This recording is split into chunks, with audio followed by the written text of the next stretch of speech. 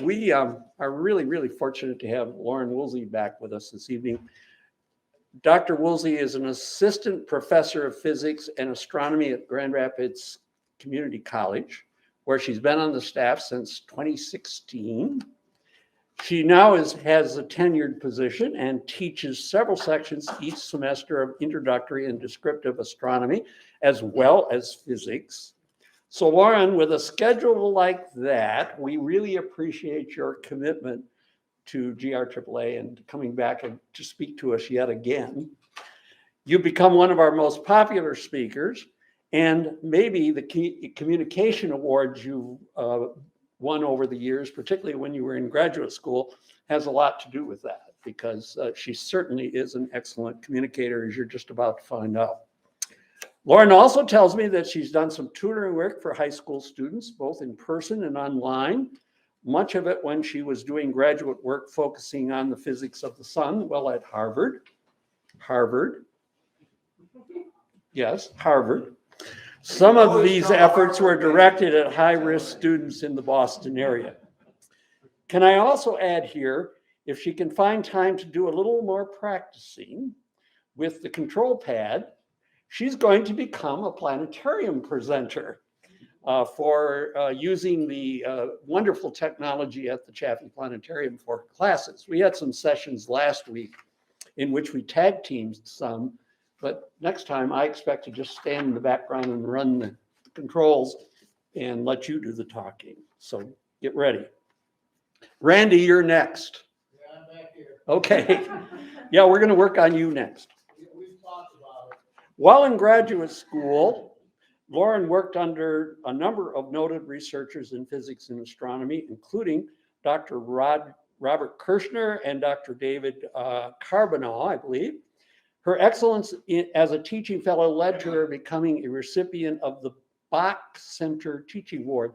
Maybe that name's familiar to you, maybe not. Bart Bach was an incredibly well-known specialist in the study of the Milky Way back in the 50s and 60s. And I'm assuming this award is named after him and his wife, Priscilla. Lauren included in her resume the following email critique from one of her students. I just wanted to take an opportunity to say that Lauren has done a truly amazing job in being a TA. Her comprehensive knowledge of the material and explanation really stood out in my 3 years here as a student. This was a Harvard student. And that's why we keep having her come back and back again and again. She was our first Zoom speaker way back 2 years ago, right after the COVID shutdown. And then we had her back again last year to talk about the stellar distance ladder, and that one's archived. You can see that on our YouTube channel, as we hope you will be able to see tonight's presentation as well of all of the technology works as planned. And by golly, here we go again, by popular demand. It is our pleasure to welcome back Dr. Lauren Woolsey.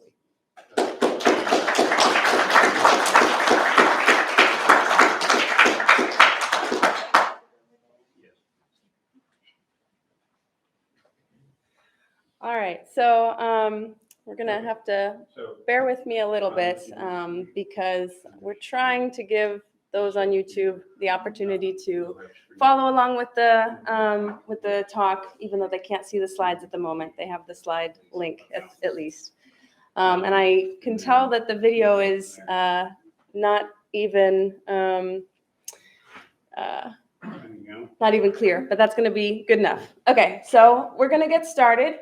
And I hope that you enjoy having waited a little bit to get started all of this.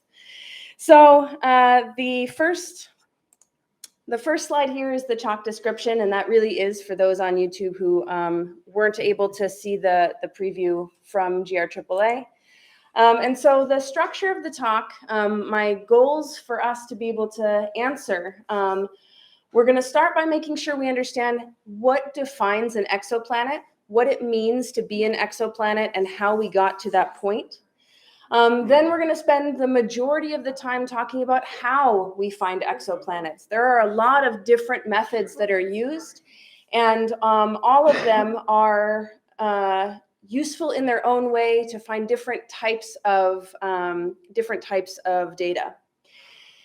The next part of the talk is going to be a very brief overview of what we've actually seen so far, and then looking ahead to the future on what happens next. So we'll start by talking about what defines an exoplanet, and that really goes back to having to define a planet to begin with. When we think about planets, it feels pretty obvious to us what a planet is and what isn't, but that goes all the way back to ancient Greece. The word planet comes from the word wanderer, because even the ancient Greeks could tell that the planets moved against the background stars. We didn't know distances at that point, but they knew that the planets moved in a very reliable kind of way against the background stars. And it actually might surprise you that it took until the year 2005 to officially write down a definition that everybody in astronomy could agree on for what a planet was. So the first draft is shown here on the slide. So a planet is a celestial body that has sufficient mass for its self-gravity to overcome rigid body forces so that it assumes a hydrostatic equilibrium. It's a very fancy way of saying it's round. And the second thing is it's in orbit around a star and is neither a star nor the satellite of a planet. And so that second point was trying to make sure that we don't start to categorize binary stars as being planets or non-planets, and that our own moon that goes around the Earth wouldn't be a planet also. That's where we got started, but if that was where we left things, then along with the 9 planets that many of us grew up with, we would have also had at that point in 2005, 2 or 3 new other planets that we would have had to include, and it was likely going to be more than that moving forward. And so the true definition of a planet that we, in the International Astronomical Union, decided in 2006 has 3 components to it. So they start out by saying that it has to be in orbit around the sun. And that's when we finally decide that planet is just for us, nice and special for us. An exoplanet would be the word for anybody else. The second one has sufficient mass to assume hydrostatic equilibrium. That's the fancy words again for saying it's round.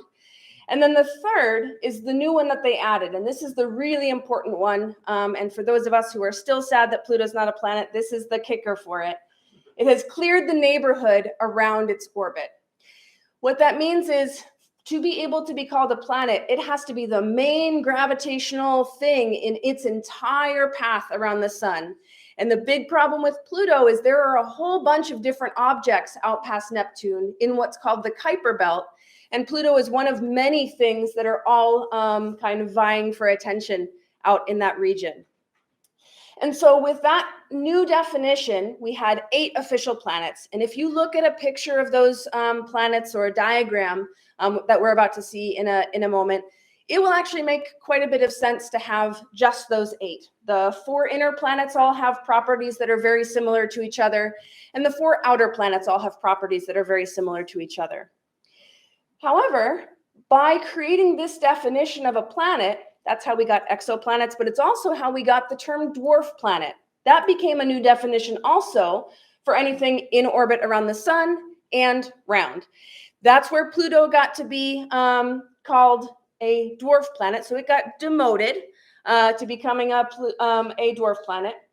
Ceres, the second one in that list on the slide, is in the asteroid belt. So it is an asteroid that's big enough to have pulled itself into a round shape. So it got promoted from an asteroid to a dwarf planet.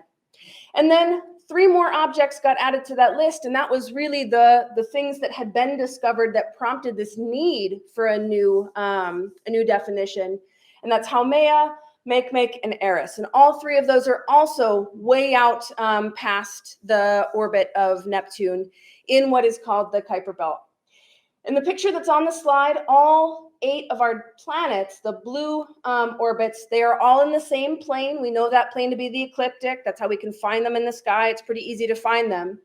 And all of the outer dwarf planets are really tilted orbits. They are less circular than the planets are.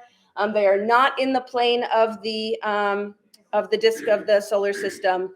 And so they really don't belong. They didn't form in the same way, and it makes sense that they get a separate category.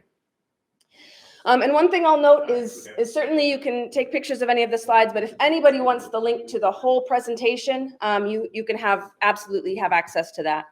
I am very, very pro open education. All right, so here's a nice diagram of the solar family that we have here. And I know that we all came here to learn about exoplanets, and we're going to get there, I promise. But this is that one opportunity for me to show you that it makes sense for us to have the definition that we do. Our 4 small inner planets, our 4 big gas giant planets, and then the other things that are much, much smaller. All 5 of those dwarf planets are smaller than our own moon. When we think about our solar system, all of those planets orbit the sun. They're gravitationally bound to the sun, and there is a lot of empty space between us and the next closest star. And it's one of the things that I want to make sure we have in mind. It was part of the kind of definition that or the description of the talk that I wrote, is that we can't travel to other stars. We do not have the capability. The way that we think of distances, we just can't get there. And so it's a reminder for us now, and I'll remind us at the end too, when we're all excited to pack our bags and go visit one of these things we learn about today. Okay, so an exoplanet then fits the definition for 2 and 3. So it's not in orbit around the sun, but it is round, and it has cleared its orbit. And so it's the kind of primary gravitational thing in its orbit as well. So the Milky Way, our home galaxy, has hundreds of billions of stars. There are lots of opportunities for us to be able to find other planets around other stars. And the nearest star to us, Proxima Centauri, it has confirmed exoplanets. So this idea that exoplanets are this kind of rare thing, it is true that the first one was discovered only about 30 years ago, but we have found quite a lot of them since then, and that's something that we'll get into in just a bit. Okay, so the second part of the talk, how do we find these exoplanets? Now that we've defined what they are, how do we go and look for them? So I'm going to talk about 4 main discovery methods, and the numbers on the slide indicate how many of the existing population of confirmed exoplanets were found using those methods. So the transit method is the one that we're going to talk about the most. 3/4 of all identified planets use the transit method. And a lot of that comes from the fact that we were very conscious in how we searched for exoplanets. And we're going to learn about the Kepler mission in just a little bit, but it was designed to find planets. It did an amazing job, and it used the transit method to do so. So the second most common one that we're going to talk about is radial velocity. That's about 20% of all discoveries. And then I'll note a couple of others because they're pretty interesting to think through. But they certainly are not as effective at finding planets. So we're talking briefly about microlensing, and mostly because I have a pretty cool video clip to show it. And then direct imaging is certainly one that we might picture works really well, and it simply isn't all that useful because you need a system remarkably close. Okay, so transits, we're gonna hope this video plays. Unable to play video. Perfect. We're going to pull up this video so that we can see it. Let's see. So transits.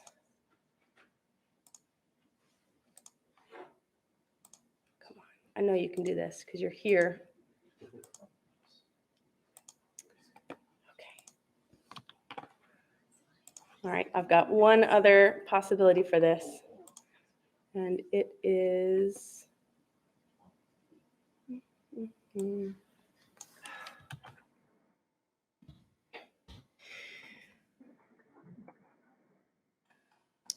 the transit method, not that one. There we go. Okay.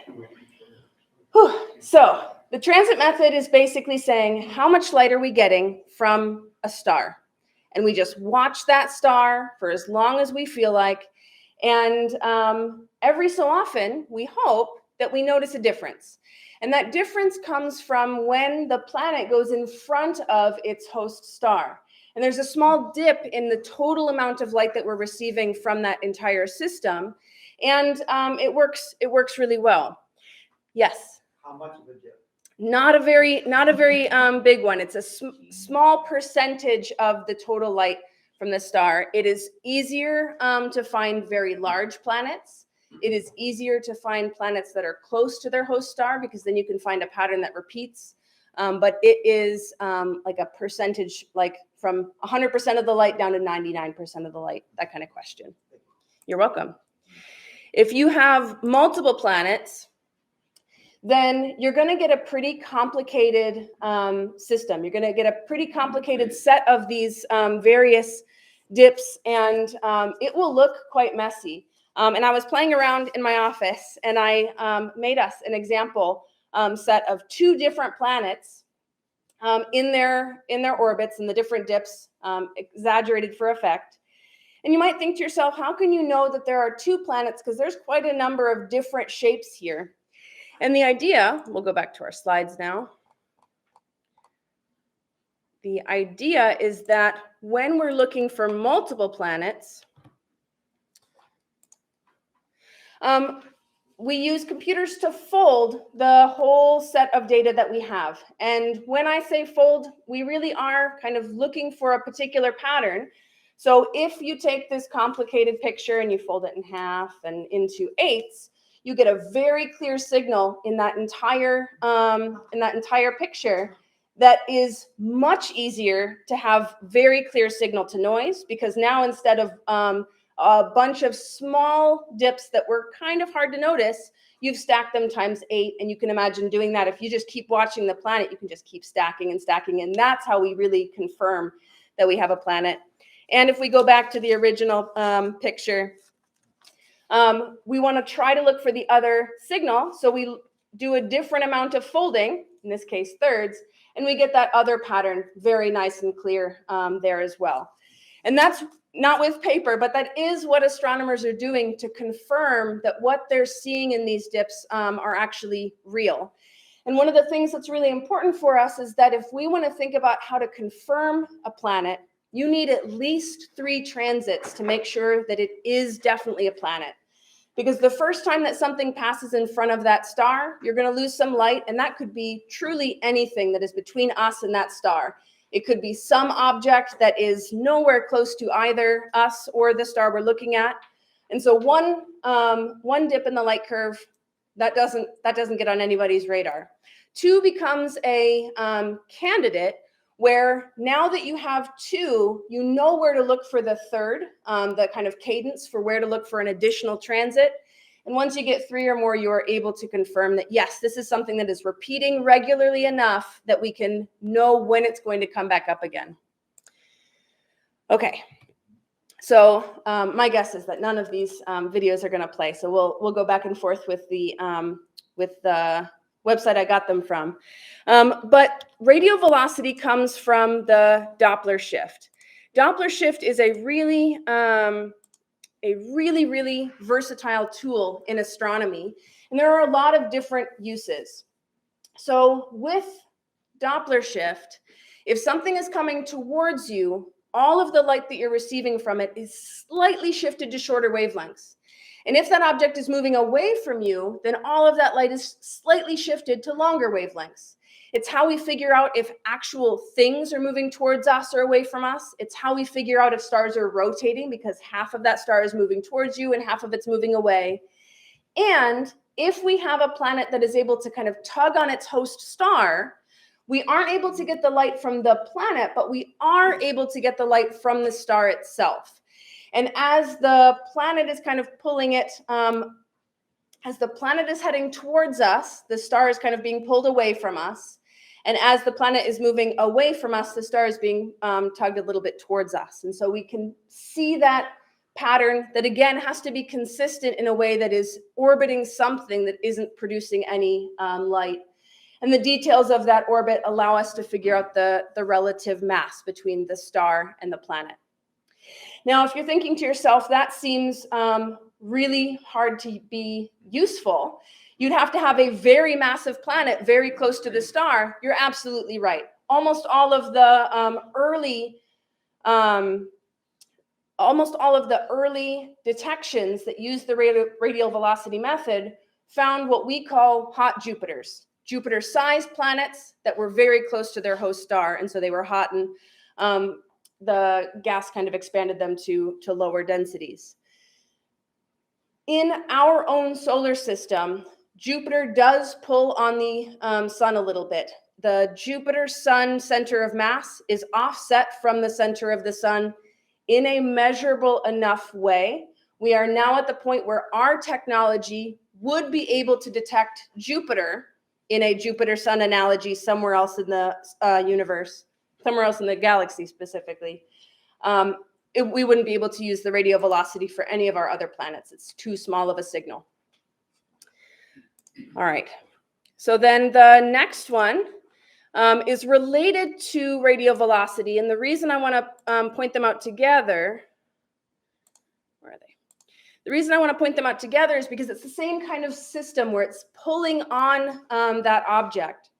So it's hard to see on the screen, I think. And so I'll give the link for anyone who's interested in it after. It's exoplanets.nasa.gov. But if the planet is pulling on the star enough to make it wobble where we're seeing a Doppler shift, we might actually be able to see it physically wobble on the sky, where it's moving in small circles around an unknown companion, a hidden companion. And the way that it moves, again, we would be able to tell what's causing that. Gravitational microlensing is the last one that I want to note as a thing that is used for a small fraction of planets. So light from stars goes off in all directions. Some of you may know about gravitational lensing for its effect on galaxy pictures, where there's nice galaxy arcs in big clusters. But this works at very small scale too, where the signal that you get from regular lensing will have a small weird bump if you also have a planet that is orbiting the star that is being lensed.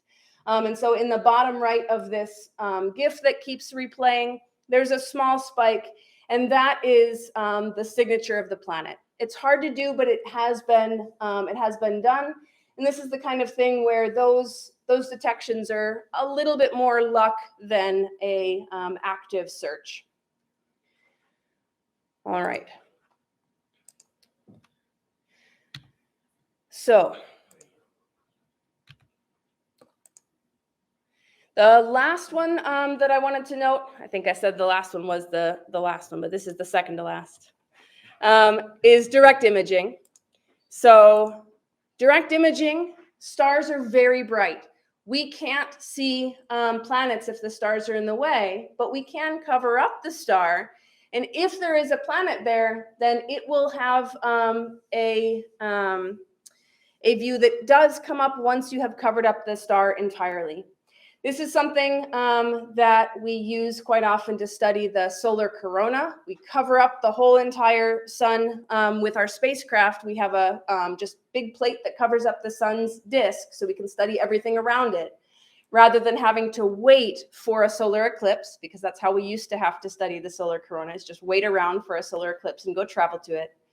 And so it's the same kind of thing here with star shades. You're covering up the bright star, and you're able to then see a dim planet that is glowing from the starlight it's receiving. It's glowing from being heated by that star. It's not producing its own light. So it's still going to be quite difficult to do. All right. So a couple of notes then that I want to make. With the direct imaging, we don't get to use it all that often. It needs to be a relatively close star. So one of the spotlight examples that I wanted to give is 133 light years away. That seems like a lot, but that's a pretty close star when we start to think about the size of our galaxy. And when they started to study it, there were 4 separate signatures that they were able to find when they were using this direct imaging method.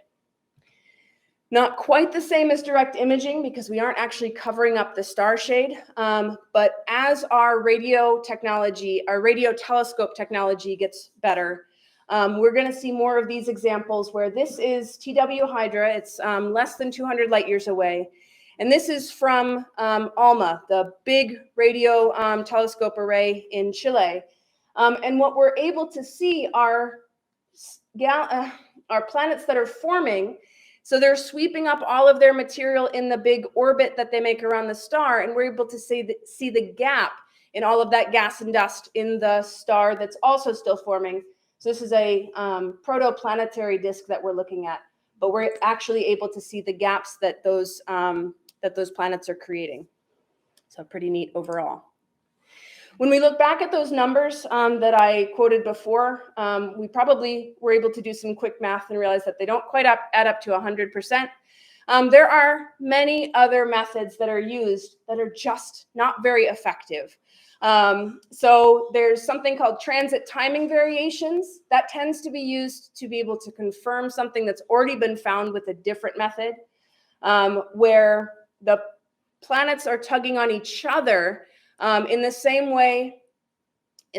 kind of way that we discovered the planet Neptune, because the planet Uranus's orbit was not acting the way it was supposed to when we think about the laws of motion and the law of gravity. And so a couple of different groups of scientists went out in the 1700s and just looked for Neptune because of how it was pulling on the planet Uranus. We can do that same kind of thing with exoplanets. And we have found a couple in systems that already had other discovered planets. What questions can I answer so far about the methods used for discovering planets? Yes? We saw the direct images. That was pretty amazing. I didn't know that we had ever done that at all. How large are those planets that we found that way? So they do have to be relatively big, yeah. So the specific systems that I showed, I don't have those numbers in mind. Exactly. Yeah, that one picture we had of HR 8799, at least 2, 3, and 4, those are hot Jupiter planets for sure. Yeah, of course. What other questions can I answer? Yes, Jim. The Kepler mission has found lots of exoplanets. Sure has. Because it's dedicated to staring at one place. Yeah. So I would think exoplanet people, the community, would be excited about the Vera Rubin telescope, taking a picture of everything, every 3 days? Yeah. Because it's looking at the entire sky. Yeah, exactly. That I don't know if I mentioned that specific telescope in the looking ahead part at the very end, but there are definitely things on the horizon that are going to help us make even more and different types of discoveries. So let's talk a little bit about what we've found so far. I want to make sure that the video that I have here will play, and if not, I'm going to go find it because it is a really important one. It's a good thing I keep all of my stuff. Exactly. Bibliography there, yeah. Yep. Preferences. Okay. I have to find it though. And Dr. Woolsey, I believe, Yes. And JWST, I believe, has a corona plate on it to attempt to do some direct imaging as well. I think so. Yeah. There we go. Okay, so we'll get that loading. All right, so back to where I was. Thankfully, I don't have any other videos that I'm going to try to play after that one. So some major milestones. First, when we think about the field of exoplanets, it is a remarkably young field. 1992 was the very first discovery of an exoplanet, and in 1992 they found 2, and in 1994 they confirmed a 3rd orbiting the same system, and they were orbiting a pulsar. So to make sure that we're briefly on the same page about pulsars, pulsars are what is left behind when a very high mass star, somewhere between 10 and 30 times the mass of the sun, goes supernova and leaves behind a core that has a very strong magnetic field still. And so pulsars then have this kind of pair of jets that as they rotate, we kind of get this pulse like a lighthouse. And pulsars are very reliable timekeepers unless there's something that's orbiting them and kind of messing with that timing. And so it was a group of astronomers that were just studying pulsars. They were not looking for exoplanets, and they identified issues with the timing in one of the pulsars in their study. And so they went and they did a bunch of calculations and recognized that this would work if there were a couple of planets that were tugging on it in their gravitational kind of way. And so that's a great start. It means all of a sudden we have this much different understanding of what our technology is capable of and what we are able to accomplish with our search. And it kind of sparked this new ongoing effort to be looking for exoplanets elsewhere. So 1995 was the first discovered exoplanet around a sun-like star. That was a hot Jupiter. That was using the radial velocity method that we talked about before, where we're able to get Doppler shift, because Doppler shift is really easy to do on the scale of the different tools available to astronomers. But it gave us a chance to recognize that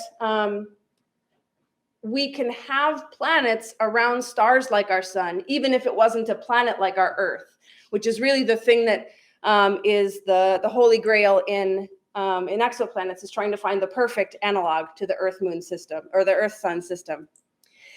In 1999, we finally were able to get a successful use of the transit method. So it was a useful, easy theoretical idea where we understand that if something goes in front of the star, we're going to lose some of that light.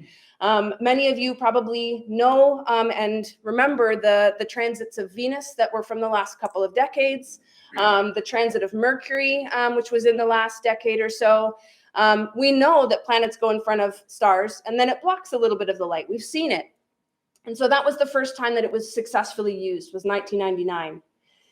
And lots of discoveries between 1999 and 2009, but that's when Kepler came onto the scene. And the video that I'm going to play, I'll put it in the YouTube stream that I have in front of me as well. The Kepler mission completely changed the game and has found thousands and thousands of exoplanets in a very tiny patch of the sky, as Jim noted. And what it's really trying to do is not find all of the exoplanets, but to give us an understanding of the statistics of exoplanets. Because if you can find everything in that one small patch that you're looking at, that's giving you a much better sense of the statistics behind what's common and what's not common. So we are going to watch this video. And it's 5,000 exoplanets, the sound of discovery. And I don't know if we're going to get sound in the room, but we'll see. Okay.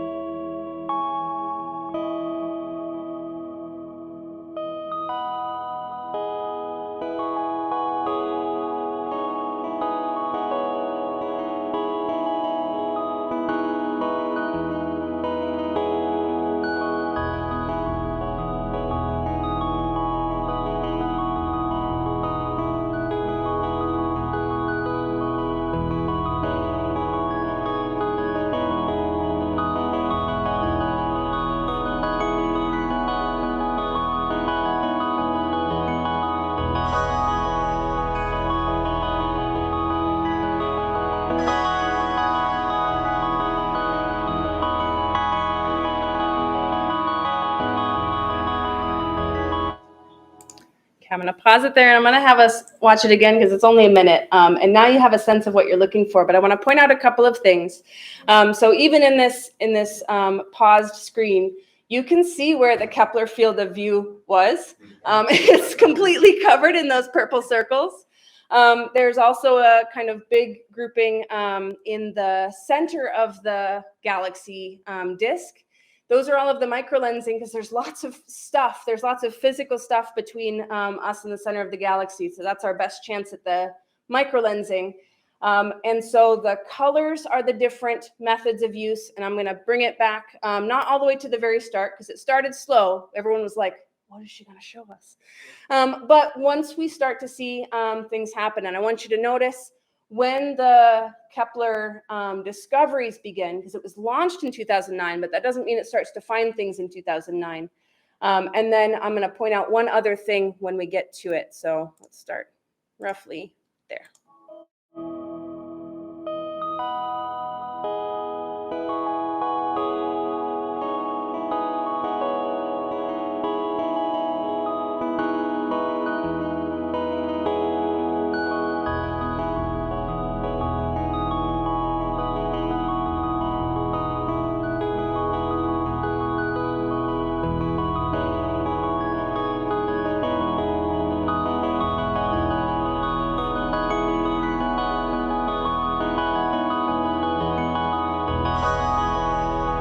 Yeah, so right there is when they do a major release of planets, and that's 2014. There were several that they found earlier than that. But I do want us to recognize, I mentioned it before, that you need 3 separate transits to confirm an exoplanet. So you launch it in 2009 and you start looking, but if you imagine trying to look for our Earth in Earth's orbit, you'll need to wait 3 years to get 3 of those transits at the very kind of starting point of all of that. So when they started to make their big batches of discoveries, that's part of what that delayed reaction is. And I'm going to move it over to 2018, because one of the other things that happened in 2018 is that Kepler broke. So the Kepler mission was only decommissioned a couple of years ago, and I'll talk about that, but the hardware that kept it able to be pointing in a single part of the sky, one of the reaction wheels broke. And so the only thing it could do anymore is follow a single circle through the sky and just kind of look in all the directions it was able to point. And you can actually see that as kind of a sine wave starting at the very left. It goes down a bit and goes through the middle of the galaxy and then up a bit. That's still Kepler doing all of that hard work. And if I go near the end, you can see it trace out more. That's the K2 mission, which was using Kepler data, but it was no longer able to point in the way that we expected. So I really like that video, and I hope that you enjoyed it too. Back to the slides, though. If we look at what we have found with Kepler, so you already got to see the shape of Kepler's mission and kind of where it was in the galaxy because of that video. But from 2009 to 2013, it was a very tiny patch of sky right near the summer triangle. So if you're ever curious to look where Kepler was looking, it is just past Lyra and Cygnus, and it just stayed there looking for 6 years. Then it broke, and we were able to get that nice wave on the flat picture, which is just looking in one single circle of the sky, and that's what it was doing from 2013 to 2018. Now, the whole idea behind Kepler pointing in one small patch of the sky for a very long period of time is that we get to find out what planets are common and what planets are not common. So Kepler drastically changed our understanding of what types of exoplanets really are the most common. Because if you think about, and we even came up, or we talked about it together as a group, that it's very easy to find Jupiter-sized planets. It's very easy to find Jupiter-sized planets orbiting way too close to their star. And all of the points on this graph that are dark blue, they're kind of in the very back, and purple, they're all at that Jupiter size at the top of the graph, and a lot of them are pushed quite close, 1 day orbital period or 10-day orbital period. And we know that that's not the kind of planet that we're looking for. The kind of planet that we are looking for would have an orbital period of 365 days if it were orbiting a sun-like star, right? We know what we're trying for. And what Kepler found is that the Earth is still kind of rare. The most common size for a planet is something that is larger than Earth, so a super Earth, or smaller than Neptune, a mini Neptune. And the reason why there are two different terms for the same size range is because a super Earth would be a rocky planet that is larger in size than the Earth. And a mini Neptune would be an ice or gas planet that is smaller in size than Neptune. So it's trying to indicate the composition and not just the physical size. So that's what Kepler found. It found that smaller planets were more common than gas giants like Jupiter and Saturn. There actually aren't all that many Jupiter and Saturn size planets in the Kepler catalog, but it was something that was unexpected. What they also found, I don't think I have the graph because it's not quite as interesting graph-wise, is that statistically, if you take the number of stars that they studied and the number of planets that they found, statistically, there are more planets than stars. And we got to take a moment and recognize that our solar system, for example, has 8 planets. So that's going to take over, if we find 7 other stars that have nothing, the average is still going to be 1 planet per star. So we got to be careful with that. There's lots of multi-planet systems, but it still tells us that planets are very, very common.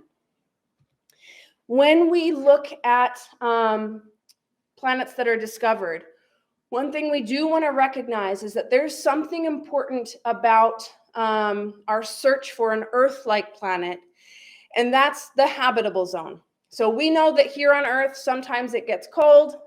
We know that winter is coming here in Grand Rapids, but that no matter what time of year, it is possible to have liquid water on Earth's surface somewhere, and we reliably have this kind of medium temperature where, unlike Venus, all of our water is not in steam form, and unlike Mars, all of our water is not in ice form. It's this perfect Goldilocks zone in between.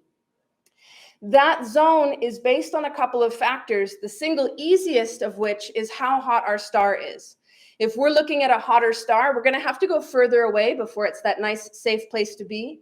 And if we're looking at a colder star, we have to go closer in before we're at that nice, perfect place. So that habitable zone will change based on the size and temperature of the star. And Earth has an atmosphere that is kind of a nice blanket for it. It would be about 10 degrees colder if we had no atmosphere, just based on how much sunlight we receive and how much it would then radiate back out. But we are still in the habitable zone no matter whether we had an atmosphere or not. The Kepler-62 mission shown in this picture here is showing that if you look at a smaller, redder star, that habitable zone is closer in. And so if we had something orbiting at the distance of Mercury or Venus, that would be the correct place for it. And that Kepler-62 system has 2 planets that are almost Earth-sized. They're a little bit bigger, that are in what would be considered the habitable zone. So out of that Kepler catalog, there are plenty that we could spend time and think about. And so I'm not going to go through every single one. We already found that there's 5,000 planets. I'm not going to tell us about all of them. But I do like some of these graphics that the Jet Propulsion Laboratory put together. So on the left, we have Kepler-186f.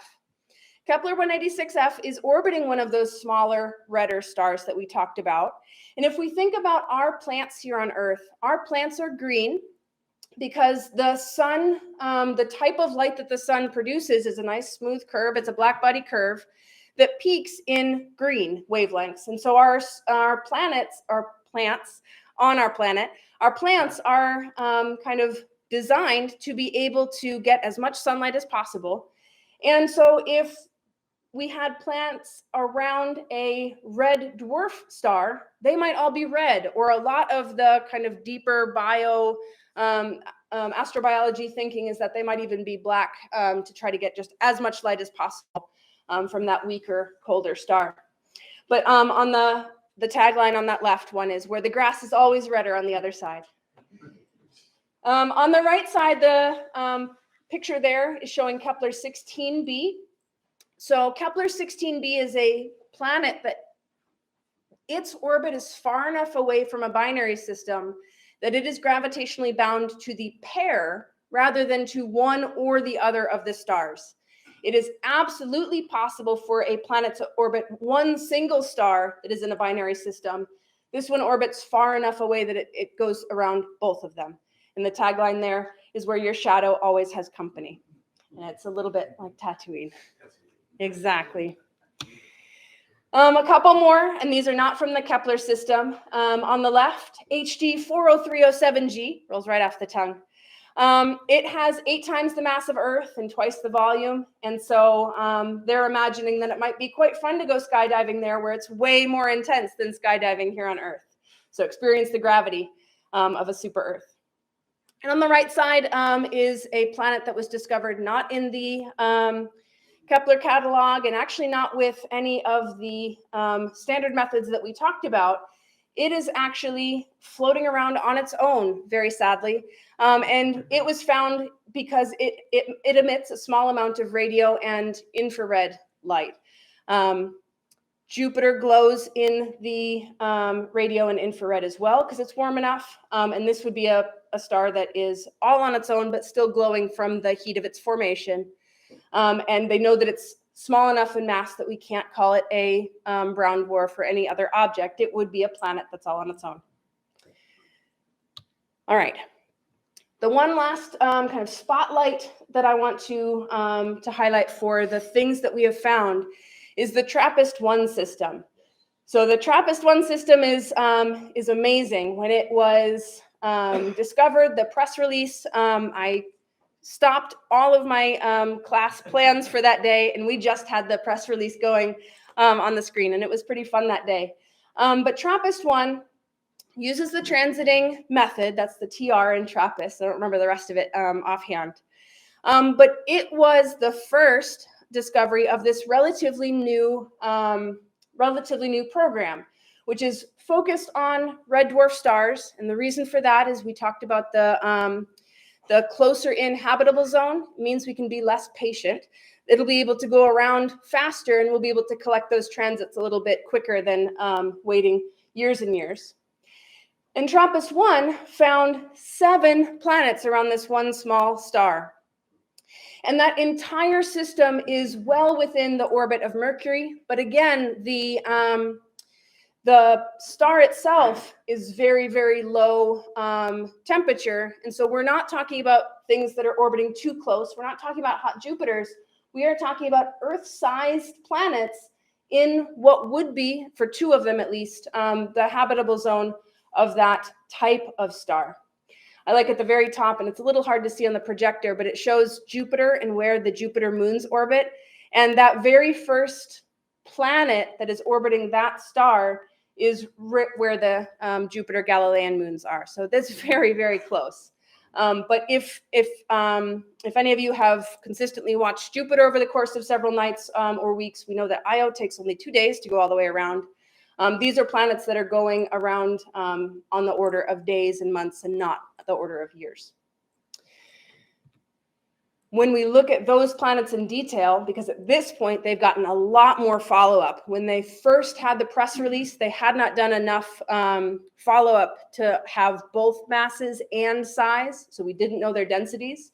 We do now, so this shows the 4 inner planets and where all of those other planets kind of sit relative to that. And it's, I believe, F and G are the ones that are at roughly the correct distance.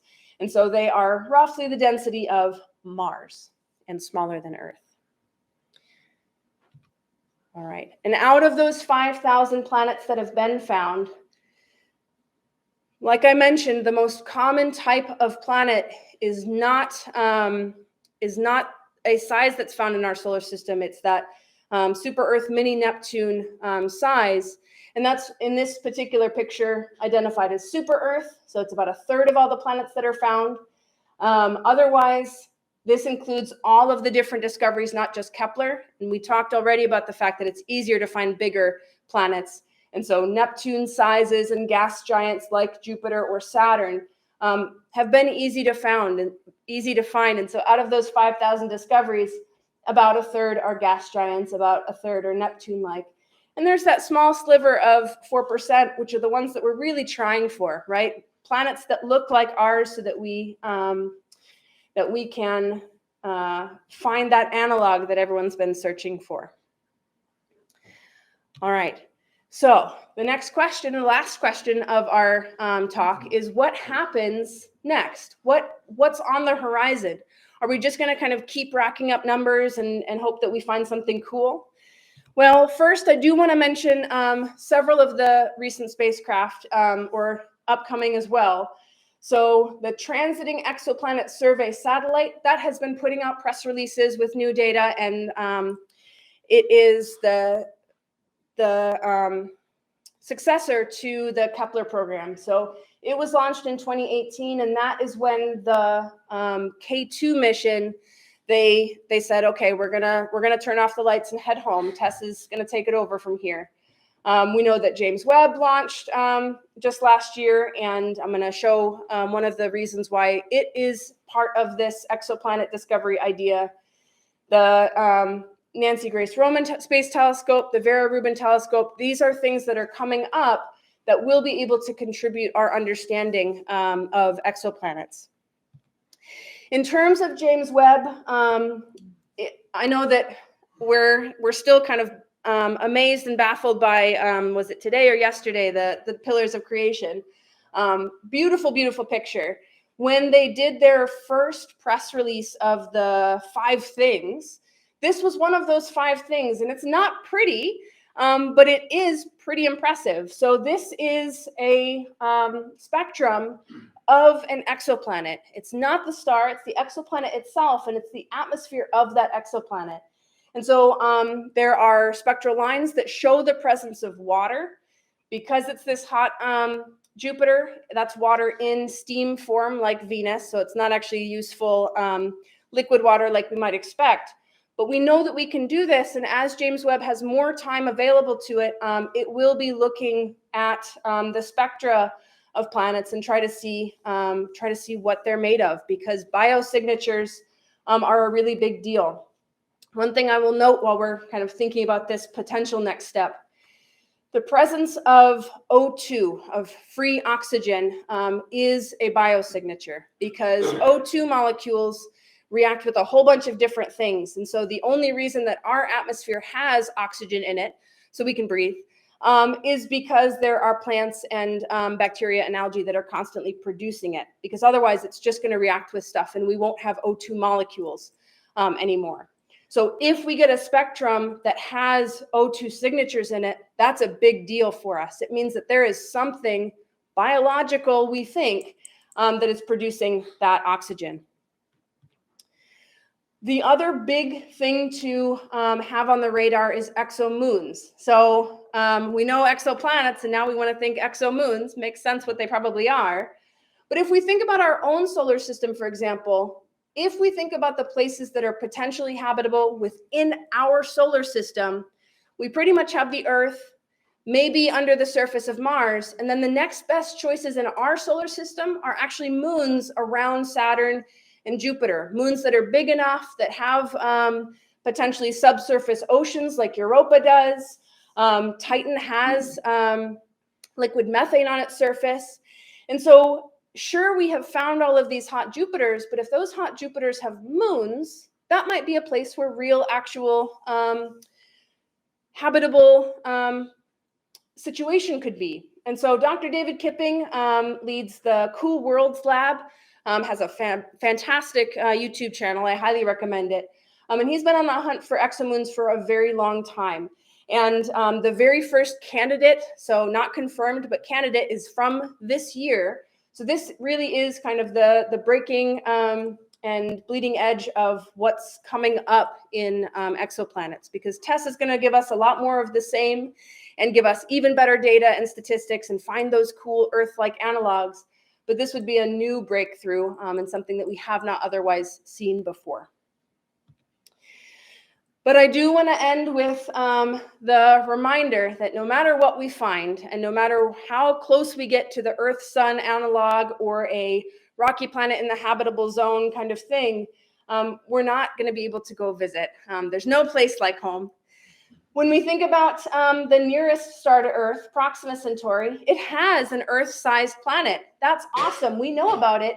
It's still too far away to visit. 4 light years with the technology we have is not something that we can send humans to, and it isn't even something that we can really send any uncrewed spacecraft to. If we think about the furthest away object that we have, that's the Voyager 1 and 2 that we sent out in the 1970s, and that has not left our solar system yet. It's out past the heliopause, so the place where the sun is no longer kind of blowing a bubble of pressure, but it's still gravitationally bound to the sun, or at the place where it would be gravitationally bound to the sun. It's just still moving. So with all of these different discoveries, and it's always important for us to understand that the sense of discovery is an important part for understanding our own perspective, we still want to make sure we remember that there is no plan B if we don't take care of our planet Earth. So I will, I will leave it at that with Carl Sagan's quote, and I would be happy to answer any other questions that you have. Yes. So wouldn't, I know we can't travel, so it's kind of almost pointless, seems like, with these exoplanets. But if we were going to look for a good Earth analog, wouldn't it also have to have a magnetosphere to protect us from? Good question. So we talked a little bit about how the habitable zone is closer for these smaller, redder stars, but closer means that it is closer to all of that stellar activity. And so the Earth is protected from the different types of space weather that we have. So coronal mass ejection, solar flares, the solar wind, because of our magnetic field. And if we did not have that magnetic field, temperatures would still be right, but we would have to go underground if we wanted to find something that is livable. Maybe not intelligent life, but if the Earth had no magnetic field, it would still potentially be possible to have like bacteria in caves that still go on living. There's a lot of extremophiles on Earth that we can kind of picture at the bottom of the ocean. That stuff would still exist. But you're right, for us to have something where we're trying to find some alien race that we can talk to, it would have to have a lot of other protections too, and a magnetic field would be one for sure. Can we determine that? Is there any way to determine that? To determine the magnetic field? Yeah. I think that the simple answer is no, and not necessarily because we don't have the technology for it, but because of the amount of time and effort it would take to make those kinds of observations, where there's no payoff because we can't go to those places. I think it's more of a resources problem than a technology problem. Yes. Go ahead. He's asked multiple ones already. Yes, go ahead. Has Webb looked at TRAPPIST-1? I don't think it has yet. It So must be on the list. it is on the list. So Spitzer Space Telescope was part of the Discovery set of observations. So Spitzer is also in the infrared, but you're right. James Webb, it is definitely in their priorities, but I don't think it's done it yet. Yeah. And James Webb being a public, as these other missions are, it is possible to log in. You can actually view the schedule for James Webb's observations and the papers, the scientists who are the principals of those missions. It is possible to do, if you wanted to go home and do some homework, you could discover that. Yeah. Wow. So it will be going. The other thing about the James Webb, of course, like that spectrograph, I believe was collected. The amazing thing about the James Webb is how quickly it can acquire the data. The transit method that it's used, or the spectrograph, was acquired. You know, it has the spectrograph that can collect 5,000 spectra in one image because of the technology that they're using. So what it is all about, and to come back to the point about magnetospheres and those kind of things, what we're seeing here is, again, it's a generational change in the amount of data we have to work with. Exoplanets? Oh, come on, get out of here. You know, I mean, that was the view 20 years ago, 25 years ago. And it is now so commonplace, none of us are even challenging that. And that is the continuing, that percentage where basically 30, 30, 30, you know, or 33, and which is a small percent of terrestrial finds are being made. If you're going to see that, you're going to see that significantly improve, because that is the goal. We want to find those. And then following that, yeah, we're going to want to know more about that. What's the radiation coming off of that main sun, and what do they have to deal with? Or even a hot Jupiter. Or even a hot Jupiter. The moons, the exo-moon project sounds very challenging. I mean, you'd have, yeah, that's a Don Quixote, you know, level, you know, quest. Yeah. With all the tremendous infrared capabilities, which our learned colleague is just Mhm. blown through. Have you heard any discussion or even again or some talk about looking in the infrared for chlorophyll spectra? So, Degradation, phaophytin, I believe, is a degraded form of from the chlorophyll molecule. so the question for YouTube is if we are going to use the infrared capability to look for degradation from chlorophyll and other biosignatures, other biomarkers. That is certainly outside of my expertise. So I haven't heard anything, but that doesn't mean that those conversations aren't happening. Well, I'm sure they're conversing all kinds of things with this marvelous thing now in orbit. aren't they? Absolutely. There's a couple of questions from YouTube that I want to answer. So one of the questions was, have we confirmed other clouds around other systems like the Oort cloud, and does that affect observation and detection? So that's a great question because it comes back a little bit to one of the pictures we saw was the protoplanetary disk from TW Hydra. We definitely have seen the disks of material around other stars, and that's mostly radio observations that do so. And whether it affects observation and detection, I don't think that it does. Even our Oort cloud would not affect anything because although there's a lot of things, trillion objects in it, it's spread out and in a very real way, that space is still very empty. So we have seen those kinds of things around other planets, but around other stars, but it's not going to affect the data. And then was PSO the rogue planets discovered via microlensing?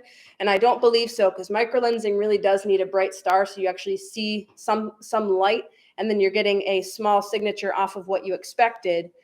Those rogue planets are just kind of glowing in the radio and thermal, and so they're just a very small speck of data that you then follow up with and recognize that it's a very small object that you're looking at and looking for. Randy? Speaking of going on that rogue planet, they're gonna have to come up with a new definition of a planet since it doesn't fall all three of the. Yeah, exactly. It's not orbiting a star. Right. So Randy noted that because an exoplanet needs to be orbiting a star and round, it doesn't work. Yeah, exactly. I think that definitely we need to come up with something. I like to joke when we eventually get to brown dwarfs in class that Jupiter is a failed star, and that PSO could be considered a brown dwarf. It had a little more mass. But a brown dwarf is that in-between category of stars that have fusion and planets that have nothing, because it has one stage of fusion in its core. And I think that we just need that extra step of something in that other gray area. Failed brown dwarf. Yeah, a failed brown dwarf, I know. It is really sad for Jupiter. I know. It's pretty full of itself, so I wouldn't worry about getting under Jupiter's skin. Dr. Woolsey, I'd like to ask, what is your interest? I mean, in the exoplanet, search, what, piques your interest in this in terms of what kinds of searches or discoveries? I mean, what do you like to follow So in the exoplanet? The thing that I like the most is just getting a better understanding of how common we are. And it's that kind of universal perspective. If any of us have heard of the Drake equation, it's that question of, are we alone in the universe? And it's got all these different factors. And things like the Kepler mission actually let us put very clear, specific bounds on some of those factors. Yes. And that gives us a much better understanding of how likely or unlikely it is that there's intelligent life out there. I think that the odds are good that it's somewhere, but that it's too far away for us to ever interact with. But having bounds, real data, and not we just are both gut common feeling. and exceptional at the same time. Exactly, common and exceptional. Yes.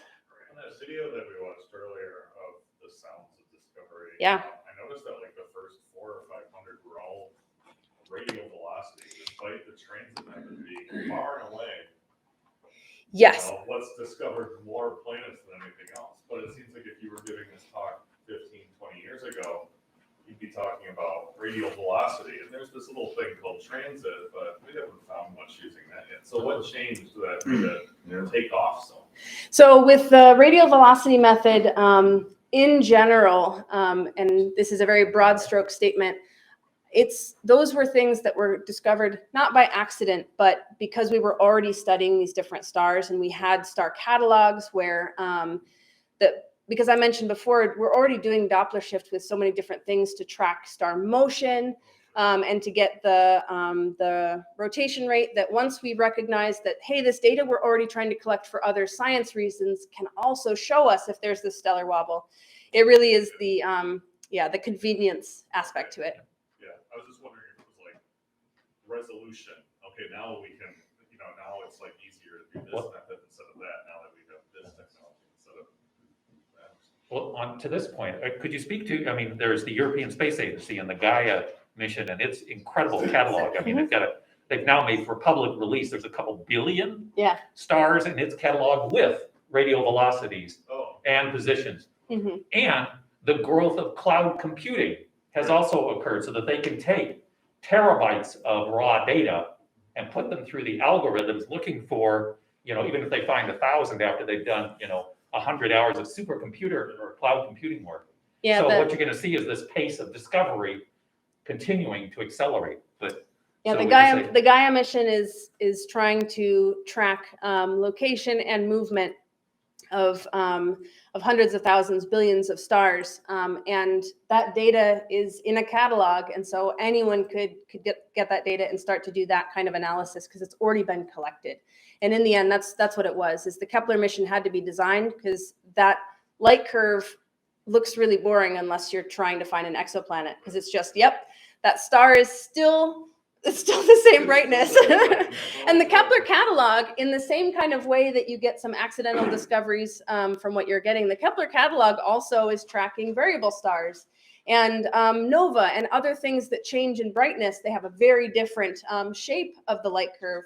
But there are scientists who are like, awesome, now I have this data source to do this thing that has nothing to do with exoplanets. Yeah. I was going to ask about that. I mean, we've done that like long ago to discover variable stars or companions with a very small, dim, companion star, right one. So we can tell the difference, obviously, between that and an exoplanet. Well, yeah, because the exoplanets aren't going to be able to get their own light. So binary systems, binary stars have a very similar set of detection methods, and one of those is eclipsing binaries. But the way that pattern works, and that gets back to Jim's very first question he asked, is like, how much light are we losing? With exoplanets, it's a tiny fraction, and with binary systems, you're getting two very big dips in the curve that you can pull apart. Yeah. Delaney. So I noticed that some of pictures, the exoplanets have picture representations. Are those just artistic interpretations? They are sadly all. They're very cool artistic representations, but they are indeed all artistic. So let's pull up the Spaceport is really big. Yeah, all of those, and even our own planets, they're kind of stylized. But yeah, all of the exoplanets that we see, we've never taken a single picture of the surface of an exoplanet. Always good to check. Yes. What's the capability of Webb to image? To image, that's a good question. I don't know offhand. I don't know if that's in their priority list enough to try to do that kind of imaging. But even the direct imaging that we talked about for those really close in systems, if Webb were to look at that, it would have to have been built with that star shade in mind. So I don't think that it has the science capabilities to block the star and get the direct image of a planet.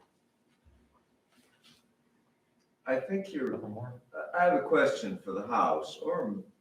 How fast is New Horizons moving? Anybody know? That's the fastest thing we've ever created. Now, New Horizons, yeah, it took 9. Rhetorical question. I It think took you were a 9 years to little get to too Pluto. pessimistic using Voyager Juno's 1 faster. as an analog of what we are capable of doing if we set our minds to it in interstellar exploration. So it takes 300 years. Who's in a hurry? I mean, it's true. I think the point of that idea of sending some probe out is similar to the golden record on Voyager. Like, the idea is we've put this thing out into the void without expecting a response, because if we send a probe out that way, we wouldn't be able to talk with it after a certain period of time, hoping that we're all still around and at our computers in that amount of time. You mean it can't send data back? Well, It can, but but consider delay. 4.5 light years away. It's traveling out there, takes 4.5 light years for the information to get back to us. I mean, that's a long round trip. Yes, but China is known as the kingdom of 10,000 years. Yeah, I think, It would be a good thing to imitate. Yeah, except I okay. want to be Chinese. understood, long term, thinking long. Had another question, yeah. Yeah, how do they know how far away the planets are from the star? Because I think like getting the light and data from the transits and. That is a very good question. So it has to do with, once we know how long it takes to go around the star, and we have enough data about the star, the host star itself, then that's all we really need to figure out how far away it is. If we think about our own solar system, so Kepler back in the 1600s was able to write down his laws of motion for the planets, and to know how far away something is, it's p squared equals a cubed. If you can measure the period of the orbit, you will get the distance to the star. And that simple p squared equals a cubed only works for our sun. But once you know the mass of the other star, works just fine for that too. So you just need to know how long it takes. Good question. Good astronomy is good math. You bet. Yeah. Okay, I think we're good. thank you, Dr. Woolsey. Appreciate it.